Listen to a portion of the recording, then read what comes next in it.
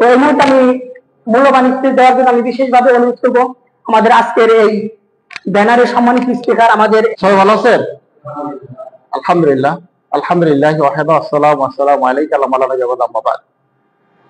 DXN Mecca branch আয়োজিত আমরা প্রত্যেক সপ্তাহে আমাদের ফারুক ভাই আমাদের সুন্দর মতো হোস্টিং করে প্রোগ্রামটা উপহার দেয় এবং খুবই চমৎকার হোস্টিং করেন আলহামদুলিল্লাহ। তো উনি কিন্তু একটা কোম্পানিতে ভালো একটা পোস্টে আছে, যেটা আমি ওনার বাসায় দীর্ঘ অনেকবার গিয়ে বেড়ে আসছি, যেখানে আসলে মানে সৌদি আরবে যদি মানে 5% লোক কাজ করে এই প্রবাসে, আমি 1% আছি, আমাদের ফারুক ভাই 1% আছে। আমার থেকে আলহামদুলিল্লাহ হাই কোয়ালিটি জব করে, আমি যে জবটা করি আমার থেকে হাই কোয়ালিটি জব করে। এটা কেন বলছে? ওনার নিজস্ব একটা পার্সোনাল অফিস, যেটা মধ্যে যেই সেম পোশাক আছে এই সেম পোশাকে বসে উনি নিজের কম্পিউটার চালায়, ওই যে আমরা মুদ্রের সাথে শুধু কাজ কৌশলীভাবে কাজ। তাহলে বুঝতে পারি কোন ধরনের লোক ডিএক্সএন করে। সো আসলে আমি মার ফারুক ভাইকে অন্তত অনেক ভালো জানি এবং আমার টিমেরও না, তারপর উনি কিন্তু আমাকে খুব শ্রদ্ধা ভালোবাসা, আমাদের সাথে একটা গুড সম্পর্ক হয়েছে একমাত্র ডিএক্সএন আসার কারণে। ফারুক ভাইকে আমি আগে কখনোই চিনতাম না। আজকে ফারুক ভাই বাংলা সৌদি আরবে কত বছর? মক্কাতে 25 বছর এই মক্কাতে। তাহলে দেখেন ওনার এই ভালো একটা জব করতেছে এবং আমি নিশ্চয় যে জব দেখে আসছি, যে নিজস্ব একটা অফিস, শুধু বৈশা কোম্পানি বসে শুধু কম্পিউটার টিপা নিজের ওই মানে যেগুলো আপনার মানে ওয়ার্ডার কোম্পানি আছে ওগুলো করতেছে, যেটা আমাদের মজুরের কাজ বলি। তাহলে আমরা সবাই কিন্তু সাইডে কাজ করি।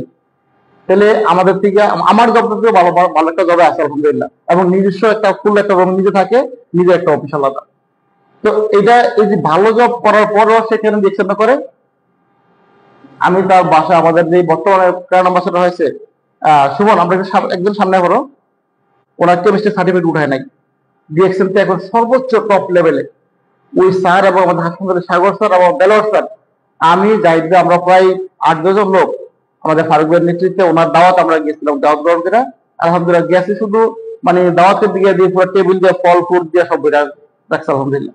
তো এটা হচ্ছে কেন দেখেন, আজকে আপনার মানে এক জায়গায় আপনি আত্মীয় আছে ওখানে শুধু দাওয়াত করবেন, বাট ডিএক্সএন এ প্রত্যেকটা লোক প্রত্যেকে ভালোবাসে, কে কাটতিবা সেটা কিন্তু না। আসলে মানে কথা বলতে গিয়ে একটা কথা আসে, আমাদের ফারুক ভাই মানে আজকেও তার বাসা পাক করে মানে ভালোবাসার মানুষ আমার জন্য নিয়ে আসছে খাবার। এটা আসলে এটা অবাক করার বিষয়।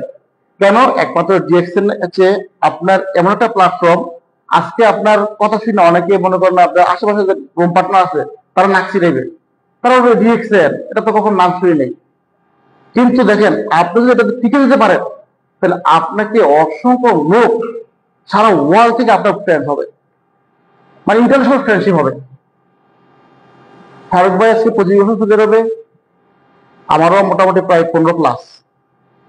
এখন এই মুহূর্তে আমরা যদি সৌদি আরবের জায়গা যাইতে ধরবো ভাই, আমরা এখানে থাকতে আসি নাই, এটা আমাদের দেশ না, এটা আমাদের কি বিদেশ মানে পরদেশ আমরা আসছি, কামলা দিতে আসি।